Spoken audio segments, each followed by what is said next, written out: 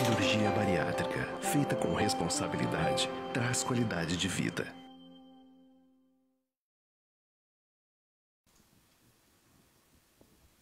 Olá, boa noite.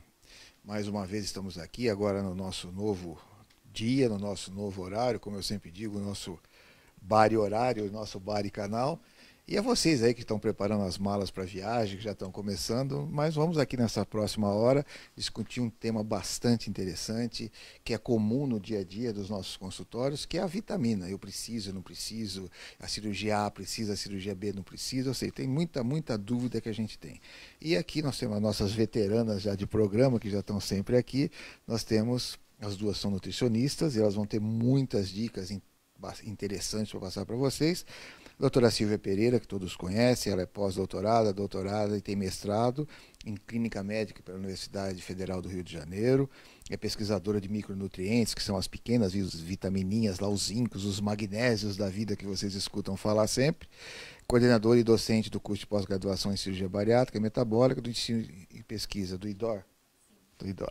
E também a doutora Fernanda Matos, que tem doutorado em Ciências da Nutrição, mestrado em Clínica Médica na Universidade Federal de Janeiro, é nutricionista do programa de obesidade e cirurgia bariátrica do Hospital Universitário Clementino Fraga Filho, no Rio de Janeiro, da UFRJ. Bom, para a gente começar, vamos no dia a dia, Silvia, depois...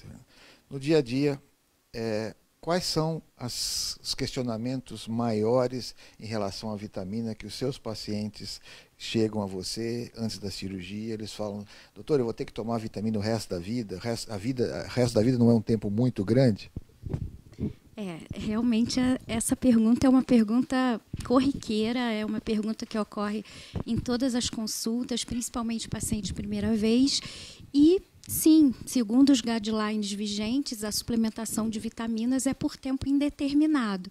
Talvez a palavra o resto da vida seja um pouco pesada, mas, de fato, não existe um prazo de término, principalmente porque a cirurgia vai gerar alterações no trato digestório e isso vai comprometer, certamente, a absorção de nutrientes. Trato digestório é o estômago e o intestino, e guidelines são regras que a gente tem que seguir, tá? Eu vou traduzindo aqui, okay, porque o nosso público é bem temos médicos, mas temos pacientes também. Verdade. Então, assim, as diretrizes vigentes recomendam o uso de suplementos vitamínicos. E no que diz respeito a algumas situações específicas, como, por exemplo, em mulheres que têm ciclo menstrual um pouco mais volumoso, nesse caso, além de polivitamínicos, também temos que ter uma atenção especial ao ferro. E um outro aspecto também é que não é só micronutriente, os macronutrientes, principalmente. O que são micro e macronutrientes? Micronutrientes, basicamente, a gente pode exemplificar como as vitaminas, os minerais, o ferro, o zinco, as vitaminas do complexo B, B12, tiamina. E os macronutrientes a gente pode traduzir como as proteínas, os carboidratos, os lipídios, e principalmente os lipídios são as gorduras, né? E principalmente as proteínas, que é um tanto quanto difícil a ingestão no pós-cirúrgico, porque o paciente tem uma necessidade maior de mastigação e nem sempre isso é fácil, a adaptação, então acaba sendo um macronutriente rejeitado. E como a proteína ela é fundamental, principalmente para toda a parte imunológica, toda a parte de arcabouço mesmo, de movimentação, é algo que a gente tem que suplementar, porque a perda de massa magra, a perda de massa muscular, principalmente quando a perda de peso ela ocorre com perda de grande massa muscular, até a sustentação dessa perda de peso em longo prazo é complicada. Então, além dos micro, das vitaminas e dos minerais, também temos que ter atenção aos macro, como principalmente proteínas. Fernanda, e o teu dia a dia? Como é que você é mais ou menos igual? Você tem as mesmas situações, são os mesmos questionamentos? Fala um pouco do teu dia a dia e aproveitando, emendando a pergunta, como você diz para o seu paciente, especificamente, não aqui como que ele vai comer nem deixar de comer, mas como você orienta a respeito dessa reposição de vitaminas na sua primeira consulta? Boa noite a todos. Obrigada pelo convite. Sim, são as mesmas perguntas, né? Como a Silvia bem falou, na primeira consulta, eles chegam perguntando se vão ter que tomar essas vitaminas para sempre, né? E aí aquele aquela questão do para sempre. E só para complementar, né, de tudo que ela já falou, porque é exatamente assim que a gente trabalha na primeira consulta, em mostrar para o paciente não só a importância da reposição dos suplementos, mas eles precisam repor essas vitaminas, minerais e os macronutrientes pela alimentação. Eu acho que esse é o ponto primordial. Então, quando eles chegam na consulta, a primeira coisa que a gente faz é identificar se tem algum erro alimentar, se tem algum padrão alimentar irregular, para a gente poder arrumar isso antes da cirurgia, para não esperar vir a cirurgia. Por que antes da cirurgia? Eu sou um obeso, eu estou super nutrido.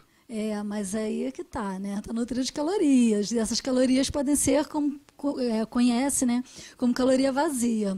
Então, o padrão alimentar que é uma não caloria saudável. Vazia? Seriam aqueles alimentos que não fornecem nutrientes suficientes para a biologia, né? Para ter uma atividade te fornecem biológica. Peso, mas não te fornecem... Fornecem caloria, mas não fornecem vitaminas, minerais eu acho que, adequados. eu acho que isso que você falou, depois você continua, só para a gente... isso a gente aprendeu nesses 30 anos de cirurgia, que muitos dos nossos pacientes, na realidade, eles são grandes desnutridos. Eles têm peso, mas têm grandes deficiências de vitaminas que já vêm antes da cirurgia. E às vezes a reposição não é só depois, ela tem que acontecer antes. E aí você tem notado também? Sim, sim. A gente fala tudo isso na primeira consulta, né, dessa importância de corrigir esses erros. A gente fala da suplementação e a gente fala que também podem ser necessárias outras suplementações além da vitamina e do mineral e da proteína.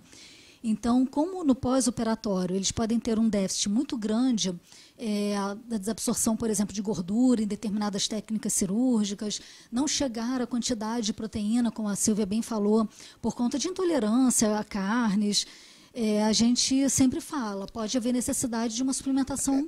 Então, aproveitando, a gente é a segunda, terceira vez que vocês falam sobre a intolerância à carne. A gente via isso muito no passado, quando se usava os anéis e tal. Na cirurgia mais, chamar assim, não vou chamar de moderna, mas nas cirurgias mais, a gente não vê essa deficiência mais, e as pessoas, lógico, o 30, 60, 90 dias, eu sempre brinco que é o namoro, o noivado e o casamento. Né? Depois, quando teoricamente o estômago ensinou para o cérebro, ele aprendeu a mastigar, a comer, a gente não vê mais tanta deficiência, tanta dificuldade nesses pacientes ingerirem a proteína. A gente vê cada vez menos. Vocês têm sentido, Silvia, Fernanda, vocês têm sentido isso? Ou vocês ainda acham que a gente tem isso de uma maneira maior?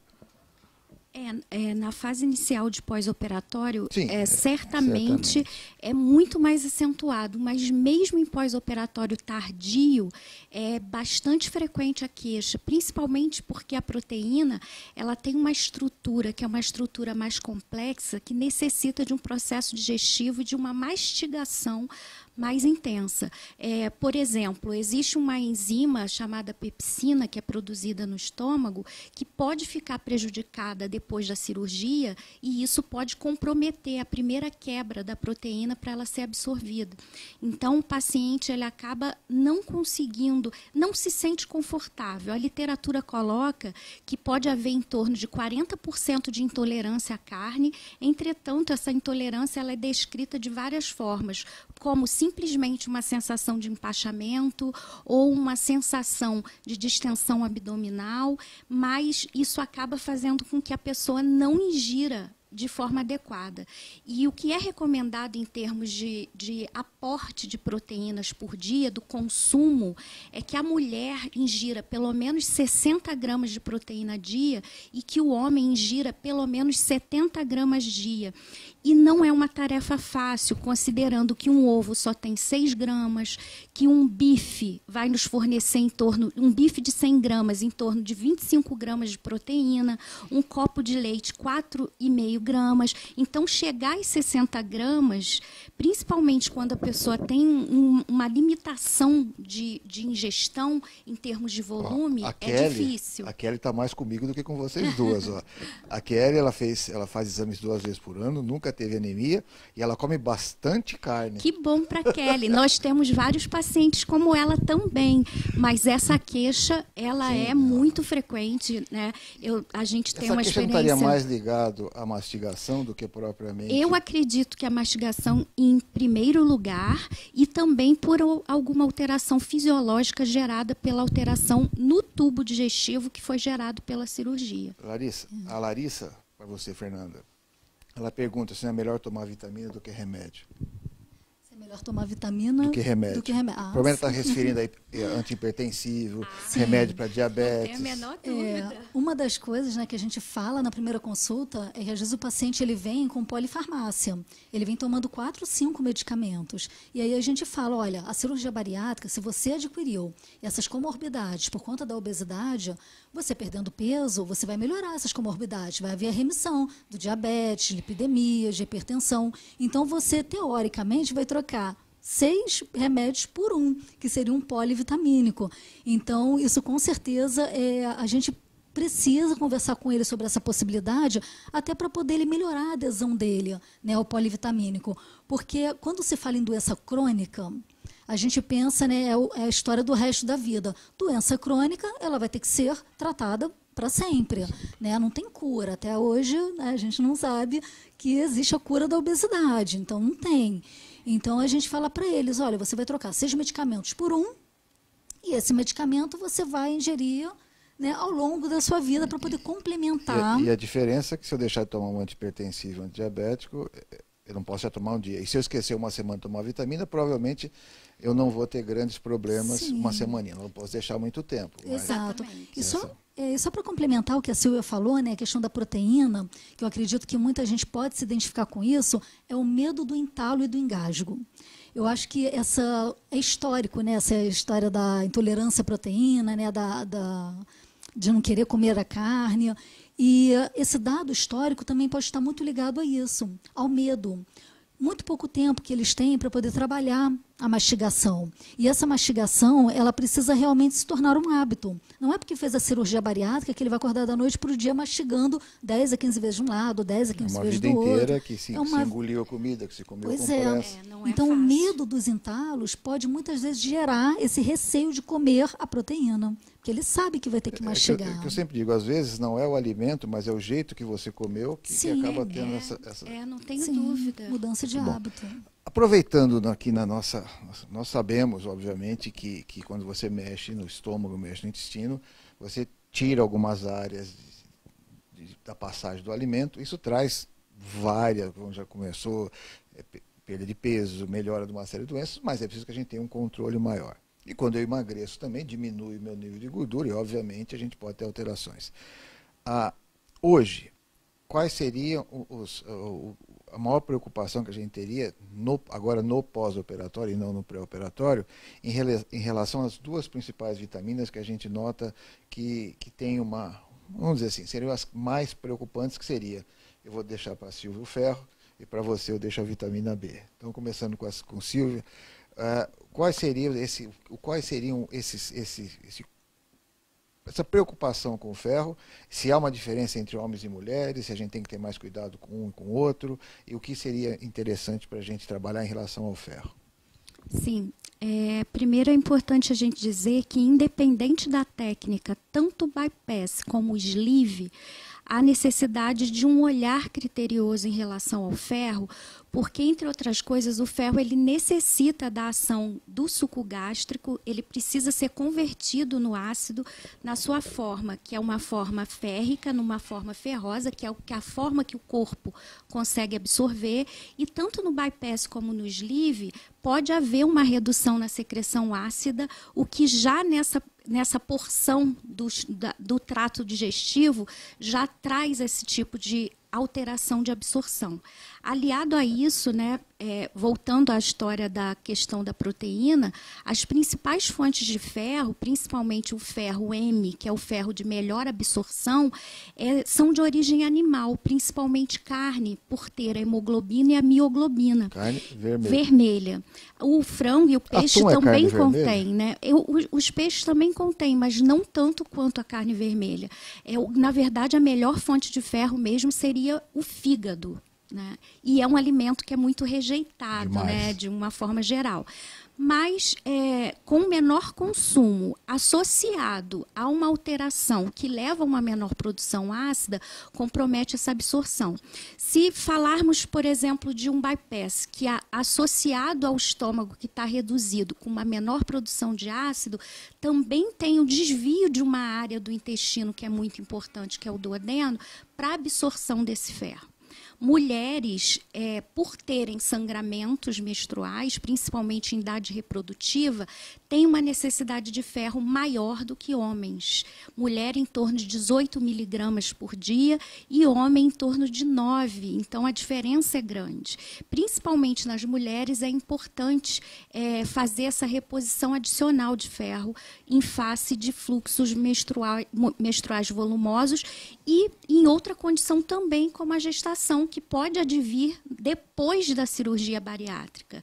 O ferro ele é fundamental para várias funções primordiais, como, por exemplo, batimento cardíaco.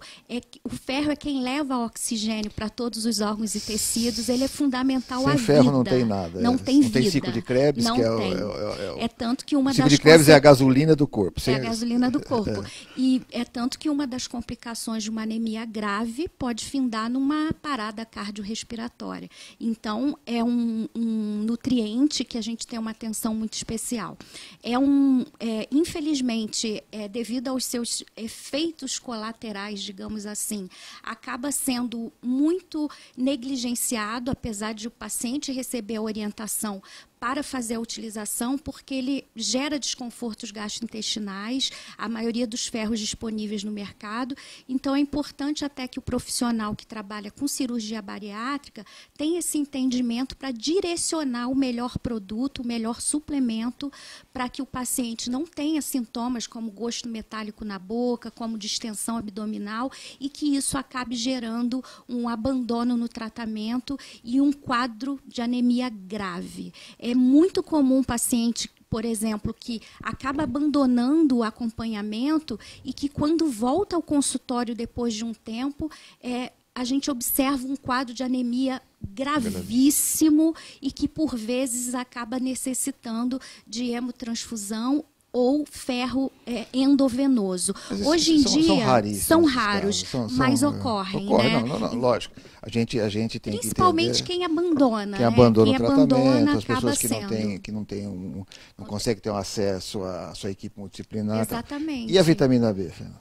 Então, do complexo de vitaminas, né, do complexo B, a B12 é que se fala muito a respeito da deficiência. A B12, a deficiência da B12, ela leva à chamada neuropatia periférica. Então, o paciente ele começa com um formigamento leve em pés e mãos, e isso vai evoluindo. Eu estou aqui no meu pós-operatório de cirurgia bariátrica. Aquela formigadinha que dá na perna, eu acho que eu sentei em cima da perna, isso já é um sinal de alerta? Depende. Se por acaso o paciente ele já vier no pré-operatório com alguma deficiência, no pós-operatório a gente espera que isso vá se agravar. Então, a gente tem que avaliar o comportamento do exame de sangue em relação à B12. Por exemplo, paciente no pré-operatório que faz muita utilização de antiácido.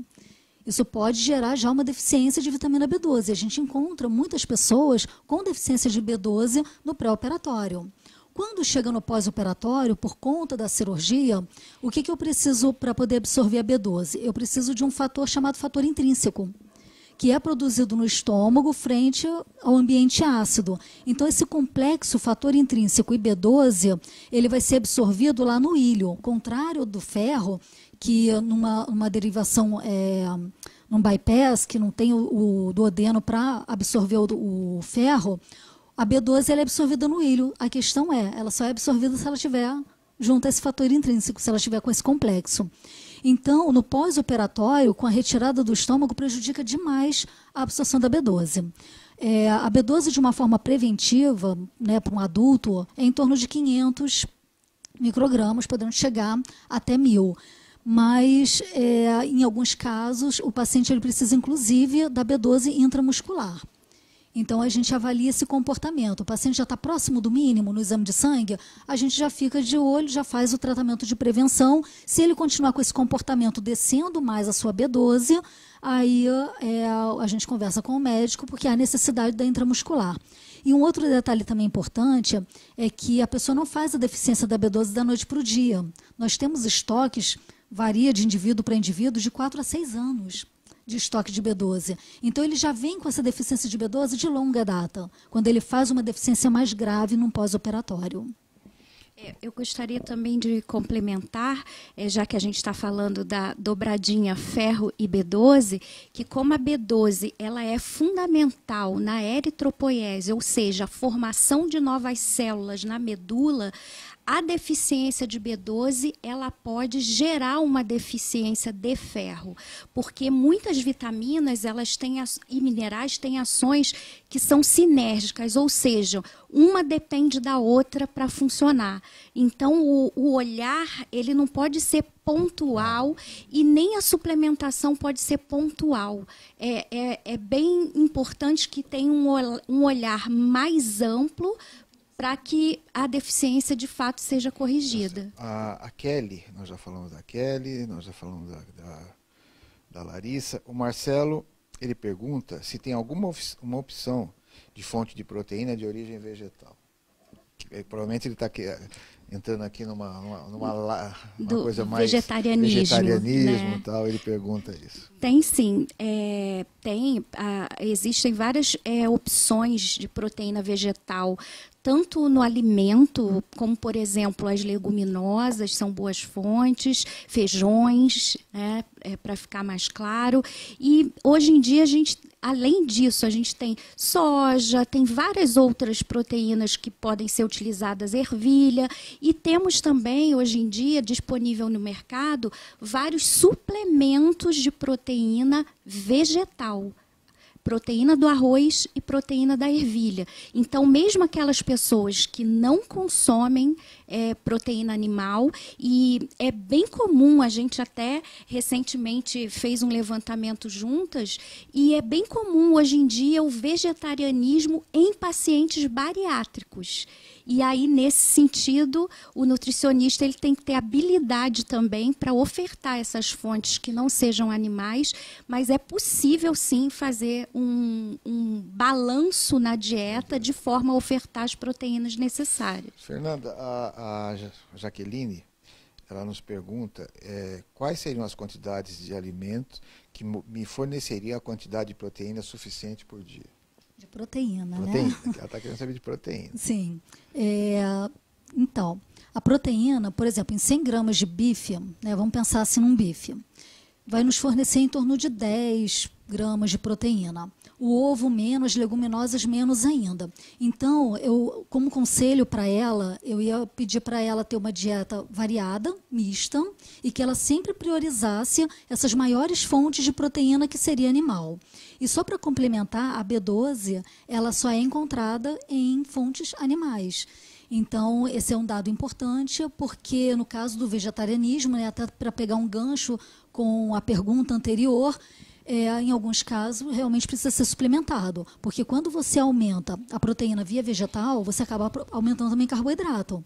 E dada a capacidade gástrica do paciente bariátrico, pode ficar muito difícil da gente conseguir atingir os 60 gramas de proteína para mulheres e 70 gramas para os homens. Então, meu conselho para ela, que no caso tem uma dieta mista, come carnes, frango, né, priorizar sempre a fonte de proteína. Inclusive, a pirâmide da cirurgia bariátrica é uma pirâmide diferente. Então, na base dela, tem lá a atividade física, tem os suplementos, tem a saúde óssea, hidratação, e logo no segundo patamar, como um grau de alta prioridade, vem justamente as fontes de proteína, tanto proteína animal quanto proteína vegetal. Depois vem frutas, verduras e legumes, e só mais para cima, com uma menor participação, os carboidratos e os lipídios, as gorduras, no caso.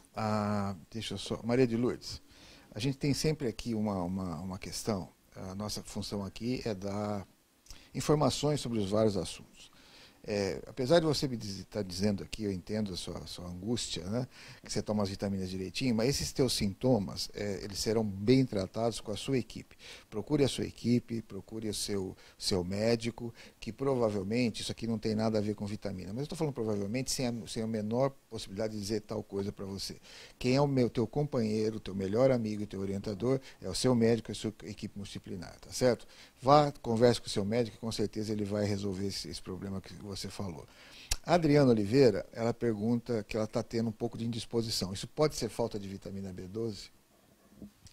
Sim, não só de vitamina B12, ela pode ter um pool de deficiências, como eu disse, como as ações elas são conjuntas, é muito comum a deficiência de mais de um micronutriente. A deficiência de B12 ela pode sim gerar cansaço, além do formigamento, e além cansaço, fadiga, e além disso, além do sistema nervoso periférico, a deficiência de B12 ela também pode gerar efeitos deletérios no sistema nervoso central, como, por exemplo, um dos sinais clássicos do quadro de deficiência é esquecimento e falhas na memória, que pode, inclusive, num quadro mais grave, evoluir para complicações neurológicas mais sérias.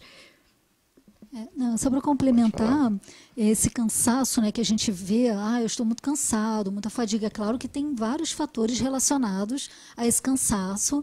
E um fator também muito importante é se ela teve uma perda de peso muito rápida, acabar perdendo massa muscular. Então, essa perda de massa muscular também pode levar essa fraqueza muscular, levando a esse cansaço, essa indisposição, dores no corpo.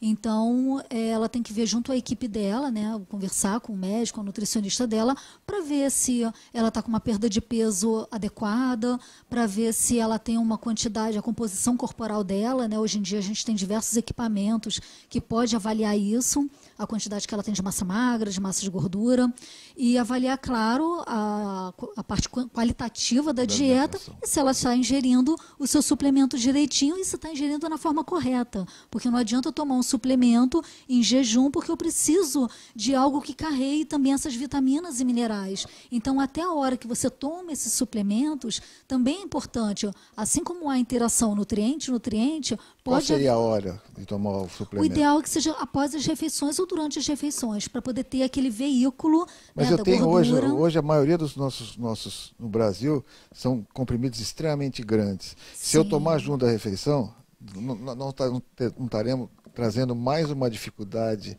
para esse paciente especificamente? Mas hoje a gente também tem os comprimidos mastigáveis. Mas assim, nós temos para uma minoria de pessoas que é caríssimo. Sim. E a grande maioria não é o que Sim. tem. Então, escolher, de repente, uma pequena refeição. Né, sim, aí seria aquele lanchinho da manhã, o lanchinho da tarde.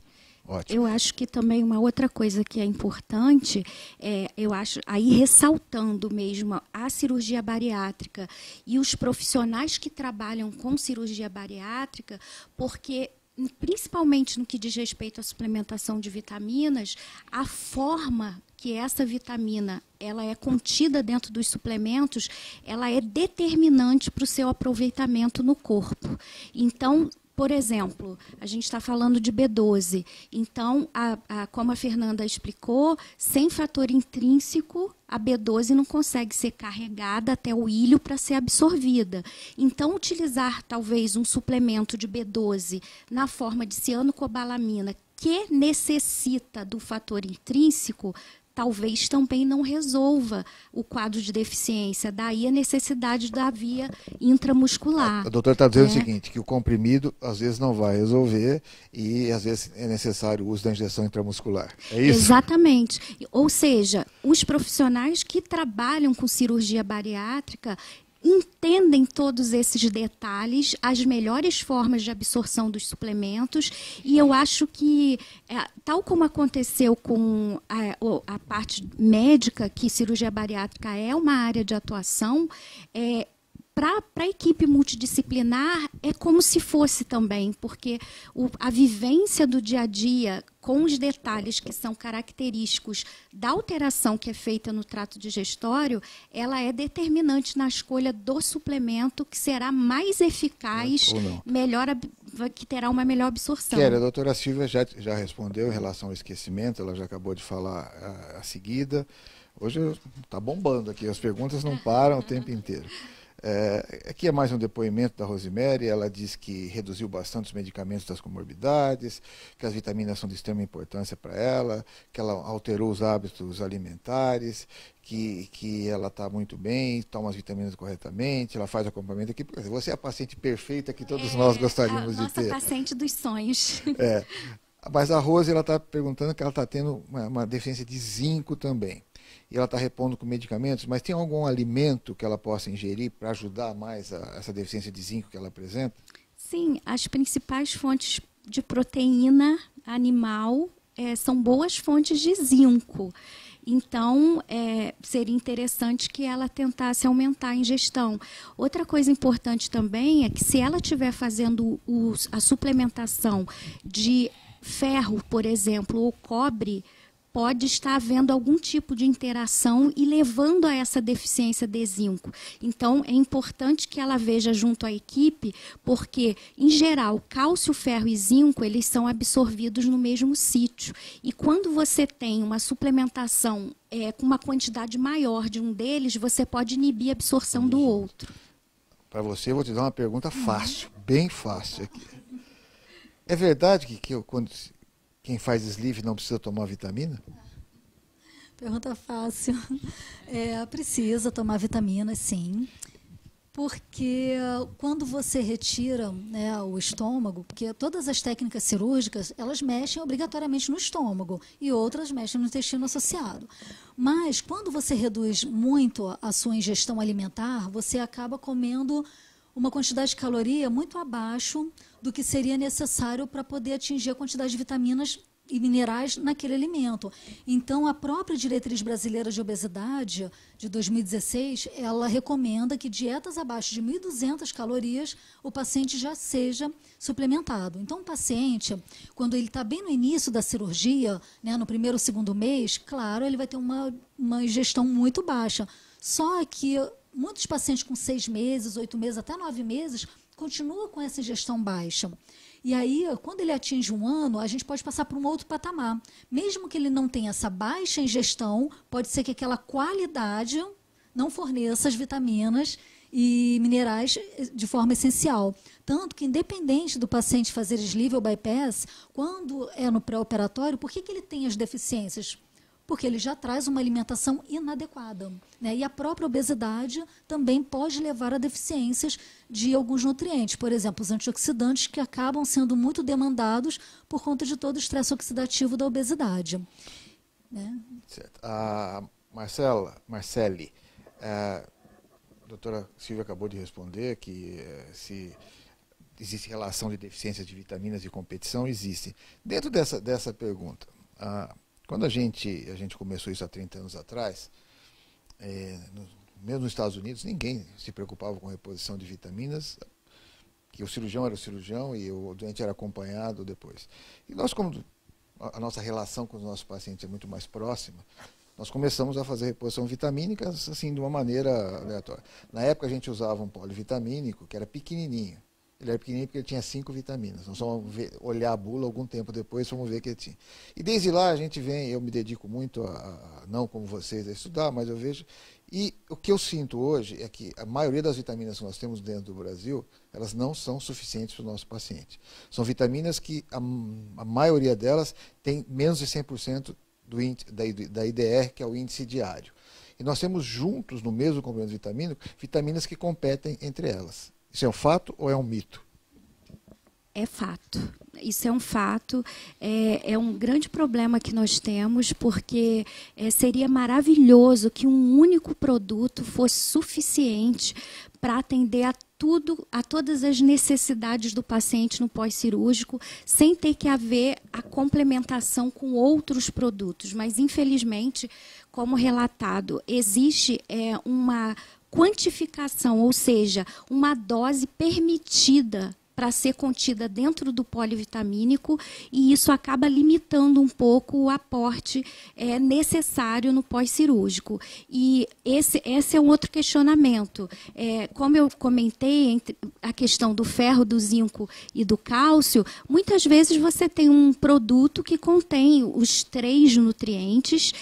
Algumas empresas têm a preocupação de fazer a relação entre eles para que não haja competição, mas na grande maioria a gente vê que isso não ocorre de maneira adequada.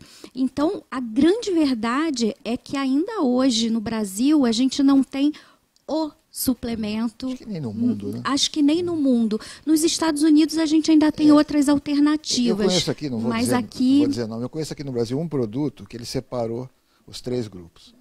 mas dos componentes é um pó e a paleabilidade é muito ruim. Os pacientes têm muita dificuldade. Mas ele conseguiu separar, então, mas também aí você aumenta o número de tomadas, ou seja, você melhora uma coisa e dificulta a outra. Então, realmente é difícil. E tem um custo também, né? O custo disso também, né?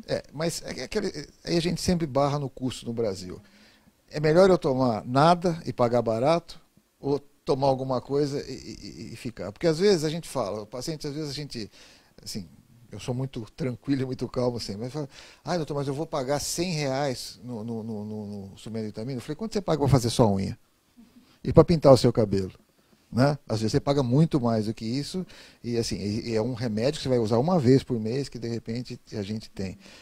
Mas a gente nota também que muito disso também é o cirurgião também, que é a equipe, que às vezes ele fala assim, não, vai lá, toma essa aqui mesmo, tal. E não é por coisa, é porque ele acha que aquela vitamina é boa. E vocês que estudam muito sabem que às vezes a gente tem que trabalhar. Bom, vamos voltar aqui que a gente não para de ter perguntas. Bom, a vida toda nós já falamos, a Silvia começou, foi a primeira pergunta que eu fiz.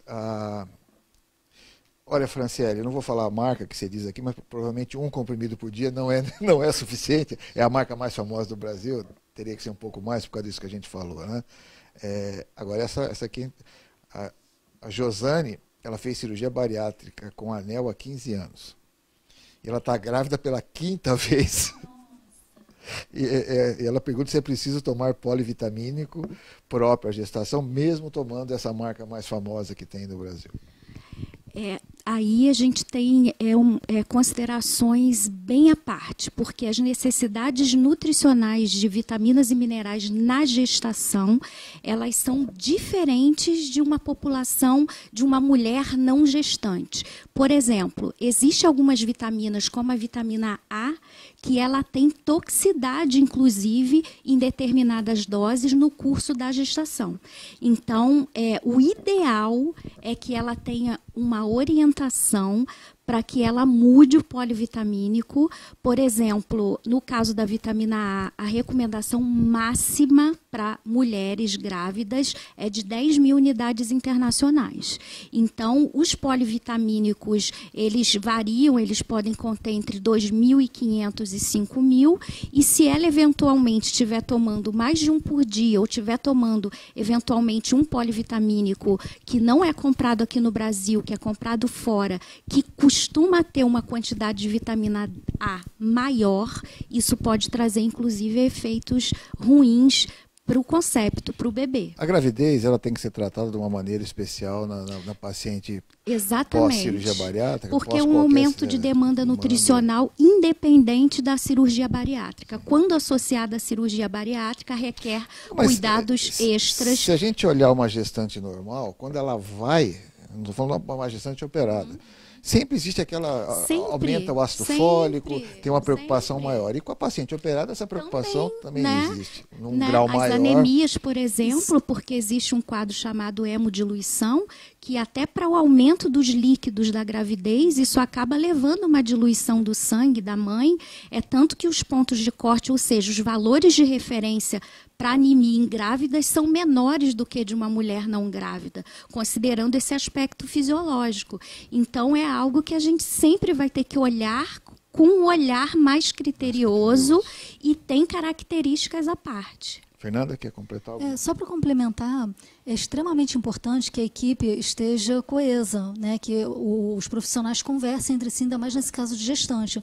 Porque se cada profissional suplementar a sua paciente e o outro não saber que o outro está suplementando, vai cair nesse problema de superdoses e megadoses. E o contrário também. Né? Se não conversar, mas eu acho que o nutricionista já está suplementando, a médica já está suplementando, o paciente pode ficar com a suplementação muito aquém do que ele necessita. Então, precisa haver essa conversa multidisciplinar sempre com o paciente bariátrico. A Márcia, antes da pergunta dela, eu vou dar um fato, depois eu emendo com a pergunta dela. Recentemente, nós fizemos um estudo onde nós analisamos como estavam os pacientes após 5 anos de cirurgia. Foram 4 grupos no Brasil inteiro e nós fomos perguntar. E, para nossa surpresa, os pacientes, depois de 5 anos, raramente voltavam com a equipe que o operou ou com a equipe multidisciplinar. E nós fomos ver, eles não estavam desassistidos, eles estavam assistidos. Mas a grande maioria das mulheres, que são 60%, 65% do nosso público operado hoje em dia, elas faziam um acompanhamento com o ginecologista. Os homens com o cardiologista ou com a situação. Então nós vimos que essas pessoas faziam os seus exames normais e às vezes elas estavam se sentindo normais. E às vezes vinham para a gente, depois de 5 anos, e a gente via que tinha algumas alterações que não são comuns de se pesquisar.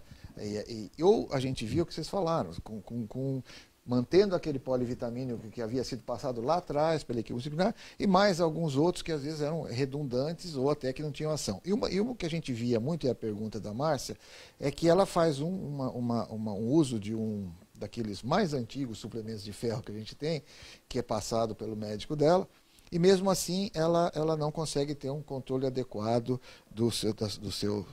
da sua anemia, e por mais que ela coma carne. E aí eu queria que vocês falassem um pouco sobre isso. Então, é importante avaliar se ela não tem também sangramentos muito intensos, menstruais todo mês, porque pode estar acontecendo dela suplementar... Cenário 1. Tenho um sangramento suficiente. Então, o que está sendo ingerido fatalmente não está sendo Enxugar suficiente. Gelo. Exatamente. Outra coisa, qual é a forma desse ferro que ela está ingerindo? Na forma, por exemplo, de sulfato ferroso, o que verdadeiramente é absorvido é muito pouco, em torno de 10% apenas. Ou seja, teria que tomar um carrinho de mão de ferro por dia para ser absorvido. O que geraria efeitos colaterais insuportáveis em termos de distensão, dor abdominal, diarreia, constipação, gosto metálico. Então, esse ferro ele tem que ser reavaliado.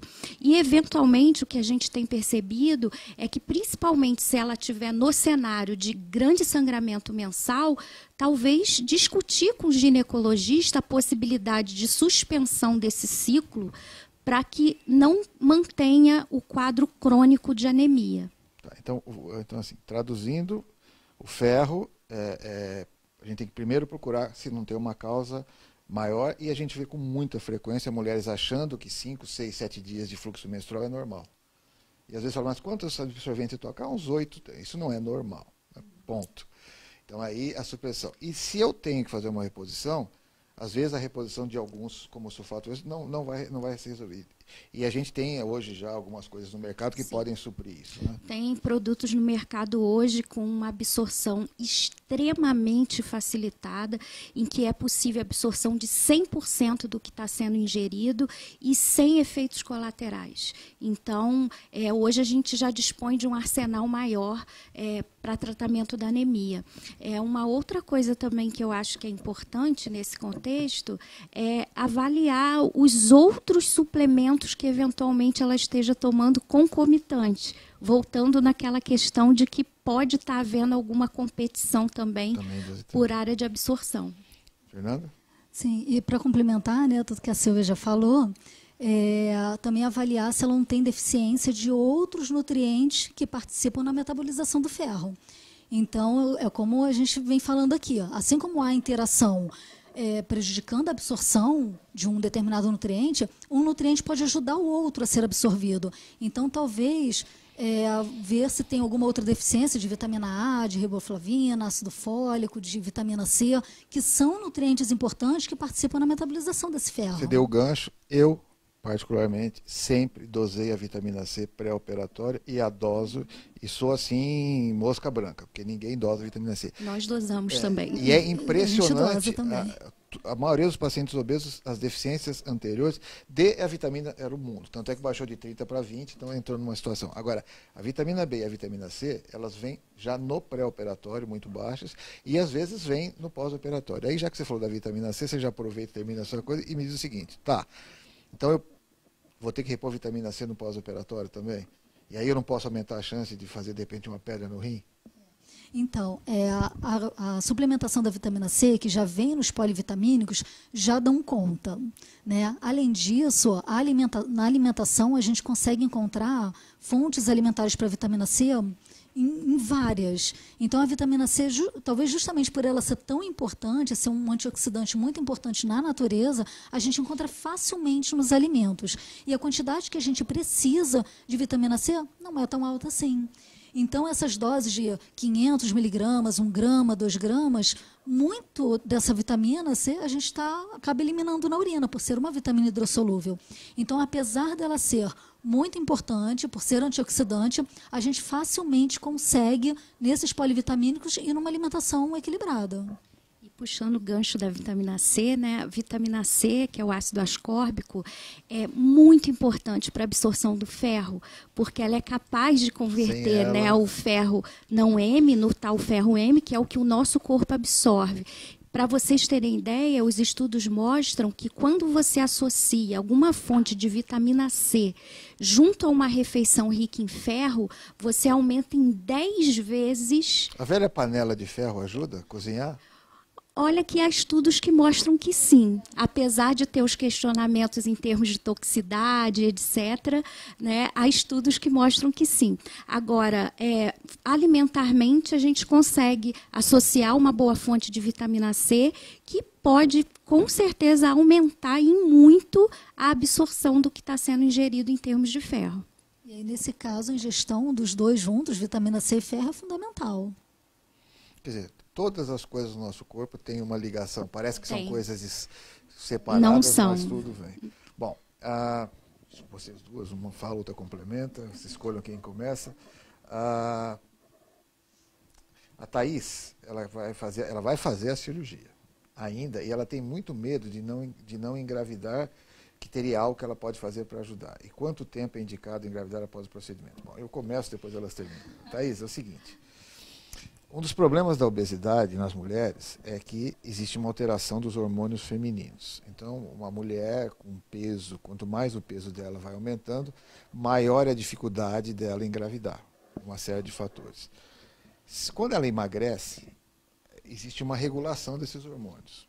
E a gente pede muito para vocês não engravidarem no primeiro ano, onde vocês, como a doutora Silvia e a doutora Fernanda já falaram, você está perdendo peso, existe uma alteração, você está aprendendo a comer, é diferente e tal. Depois de um ano e meio, 2 anos, não há nenhum problema da gravidez, já temos aqui com a 5ª gestação, que nos deixa dizer, e a literatura já mostrou que não há diferença entre uma mulher operada, desde que bem acompanhada e com suas vitaminas direitinho, com seu ginecologista, sua equipe multidisciplinar, não há, a gravidez até são gravidezes mais fáceis. Mas então assim, agora praticamente da parte nutricional. O que ela deve se preocupar depois da cirurgia, quando ela quiser engravidar? Quais são o que vocês dariam de conselho para quando ela emagrecesse lá na frente, ela fosse engravidar? O que ela teria que começar a se preocupar quando ela achar que está na hora de ser mãe?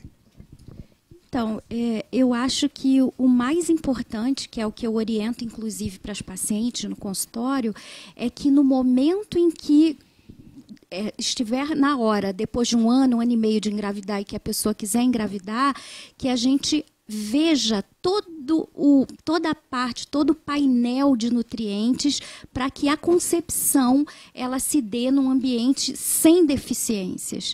E o que ela pode fazer para ajudar em termos assim de importância, o micronutriente mais importante nessa história seria ácido fólico e ferro. Em geral, o ácido fólico que é contido dentro dos polivitamínicos de rotina é suficiente para atender às necessidades. Entretanto, mesmo da gestante, na pré-concepção. Agora, assim que engravida, há necessidade de um aporte maior. No primeiro trimestre. Principalmente no primeiro trimestre. Agora, no momento da concepção, se ela estiver tomando pelo menos o polivitamínico de rotina, possivelmente ela terá níveis adequados de ácido fólico. E o ferro, porque anemiada, a concepção ela não ocorrerá de maneira adequada. Então, eu acho que preparar para engravidar é a melhor alternativa, porque aí, com certeza, desfechos ruins e desfavoráveis não ocorrerão. Essa decisão, né, de engravidar, ela tem que ser dividida com a equipe, né? Então, quando a mulher submete a cirurgia bariátrica, depois que respeita aquele tempo de 18 meses a 24 meses, essa decisão seja com a equipe, e se ela está programando uma gestação, que já venha antes, né, com a nutricionista, que já converse com o seu nutricionista, dessa sua vontade, seu desejo, para que ela já possa engravidar. Algumas estão com reganho de peso, por exemplo. Então, algumas até Estão quando... com recidivo. Reganha é uma palavra. Verdade, reganha no passado.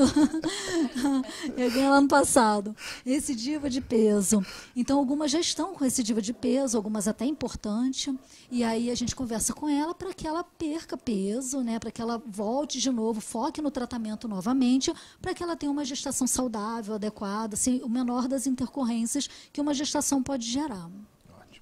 Bom, Zuleima, obviamente a gente não pode dizer marcas aqui, mas as doutoras disseram o seguinte: o ferro da carne vermelha, ele entra direto dentro lá da tua célula. O ferro, quando você precisa tomar por via oral, ele tem que fazer um processo cheio de entradas e saídas, ele é transformado em A, depois em B, depois em C. Mas existem alguns medicamentos no mercado que eles enganam. Esse ferro fica dentro de uma cápsula de açúcar, vamos dizer assim, mais ou menos, e aí o organismo não reconhece ele como ferro e joga para dentro de uma maneira mais fácil. Existem alguns produtos no mercado, é isso que ela quer saber, esse ferro que você falou que é absorvido 100%, é isso? É isso. Na verdade, esse ferro, ele, como foi dito, ele é envelopado por uma membrana que é muito parecida com o que a gente tem nas nossas células do corpo, que tem uma camada fosfolipídica e verdadeiramente engana o corpo, e isso faz com que a absorção ela se dê 100%, diferente da maioria dos suplementos que a gente tem no mercado, em que você aproveita 10% em média. É lógico que esse aproveitamento depende muito do estado nutricional do indivíduo. Se ele tiver com deficiências, isso pode aumentar até para 40%. Porém, a média de absorção é em torno de 10%. Então, de 10 miligramas que a gente ingere, fatalmente 1 a 2 miligramas serão absorvidos. Então, a proporção é bem cruel. Fernanda, eu tenho que me preocupar com o ferro, quando eu fizer meu exame, eu tenho que me preocupar com o ferro ou com a ferritina? Ótima pergunta. O exame de sangue, ele é um retrato atual, né? Um retrato daquele momento. Então, algumas situações subclínicas podem estar acontecendo. A ferritina, ela é a nossa grande reserva de ferro. Então, se eu vejo que a ferritina está baixa ou está baixando, significa que eu estou depletando meus depósitos de ferro. Só que, no paciente, por exemplo, com obesidade, essa ferritina ela pode estar alta, representando o quê? Um estado inflamatório. Então, ela também pode se comportar como um marcador inflamatório e não somente como reserva de ferro. E se a pessoa já tiver anemia e tiver um déficit de ferro, o que pode acontecer? Eu estou puxando essas reservas para baixo, a inflamação para cima, quando você olha a ferritina, ela está adequada. Então, é importante entender esse cenário, se é antes da cirurgia, se é um superobeso. A gente sabe que as citocinas inflamatórias, elas prejudicam muito uma proteína ligadora de ferro, que é a epsidina, e isso atrapalha demais a absorção do ferro, a sua atuação também. Então, é natural ver, por isso que fala-se tanto da deficiência de ferro, porque é muito natural que ela ocorra antes da cirurgia. Então, a gente precisa interpretar o exame de sangue junto com o histórico clínico do paciente. O exame já chama complementar, porque ele complementa uma hipótese diagnóstica. E mais importante do que isso é não fazer o diagnóstico baseado em apenas um marcador, como foi exemplificado.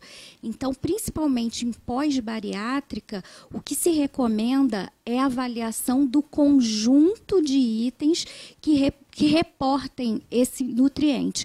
Por exemplo, além de um hemograma completo que vai nos dar informações sobre o hematócrito, a hemoglobina, as hemácias, também avaliar a ferritina, mas dentro da situação daquele indivíduo, o ferro e a saturação de transferrina.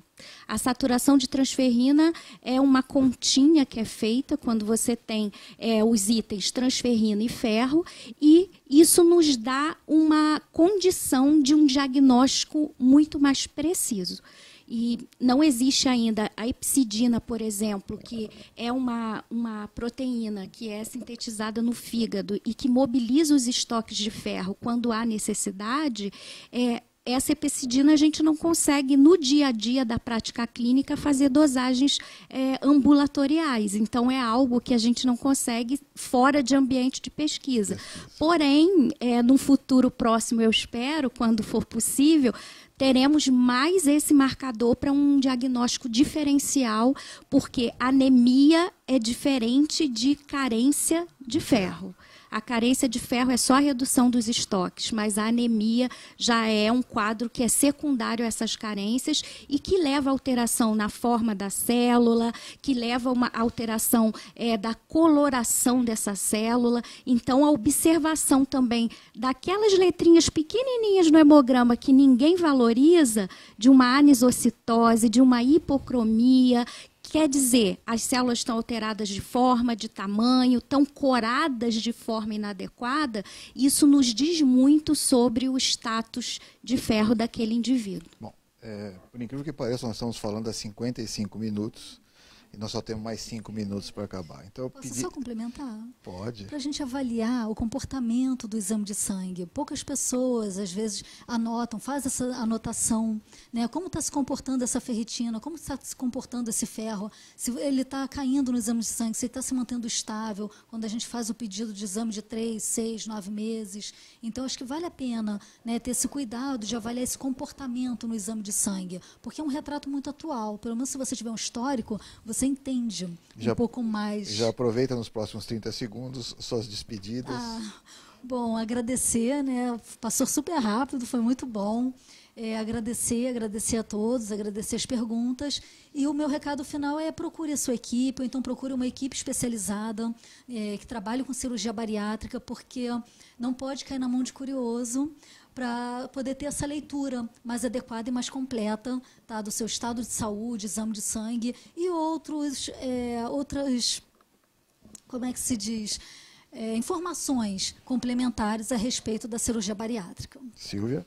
Eu também agradeço imensamente a oportunidade de estar aqui novamente e espero que a gente tenha contribuído para o esclarecimento de dúvidas. Foi muito bacana a troca, realmente é um assunto de bastante interesse e as pessoas, acho que muitos das pessoas que falaram conosco se identificam com o tema. E parabenizar mais uma vez a sociedade que já desde o ano passado, né, vem com essa proposta em que a gente, enquanto profissional, consegue interagir com as pessoas e levar informações mais técnicas, mais precisas, porque em cirurgia bariátrica, assim como em muitos outros assuntos, existe muito mito. E essa é uma oportunidade da gente desmistificar muito esses mitos e levar uma informação de qualidade. Muito bom. Bom, o tempo passou muito rápido, a gente com certeza ficaria aqui até amanhã e a gente não esgotaria nem um pedacinho de tanto que a gente tem para aprender com essas duas sumidades enquanto se mostra o relacionamento. E cirurgicamente, para vocês, terminando. Eu sou operado, eu sou uma pessoa mais magra e com mais saúde e que tem que ter alguns pequenos cuidados no pós-operatório. Se for vitamina, nós temos que procurar a nossa equipe, tomar a melhor vitamina, tomar o suplemento daquilo que foi orientado.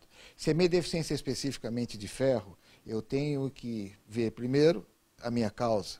E aí são tudo que as doutoras disseram. Se for porque eu estou perdendo, vamos parar de perder.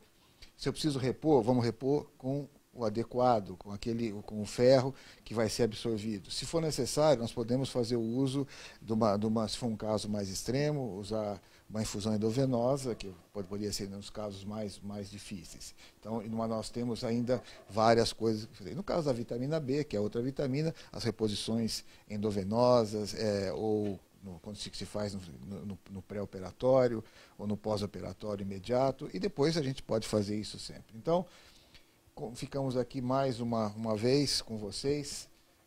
Todos nós desejamos aqui, o grupo da Sociedade Brasileira de Cirurgia Bariátrica, as doutoras, uma feliz Páscoa, que o Coelhinho da Páscoa traga as suas lembrancinhas para vocês, um chocolatinho diet, cacau 80%, entendeu? Não, um pedaço pequeno. bastante proteína, bastante ferro e bastante vitamina. A semana que vem estaremos aqui às quintas-feiras, como sempre, trazendo mais um assunto de interesse. Muito obrigado para vocês, uma feliz Páscoa e até a próxima quinta-feira.